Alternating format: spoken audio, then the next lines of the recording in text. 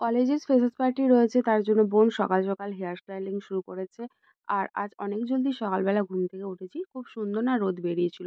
তাই সমস্ত জামাকাপড় যেগুলো অনির, ওগুলো শীতের দিনে একটুখানি স্যাঁতস্যাঁত করে। তো ওগুলোকে আগে ভালো করে রোদ্রে মিলিয়ে দিয়েছিলাম। তারপর ব্রাশ করে এখন রৌদ্রে বসে করছি ব্রেকফাস্ট। এদিকে বোন স্নান করে এসে রেডি হয়ে গিয়েছে। আমারই সমস্ত জিনিসগুলো পড়েছে। শাড়ি, জুয়েলারি, সরি শাড়ি না, সালোয়ার, জুয়েলারি সমস্ত কিছু।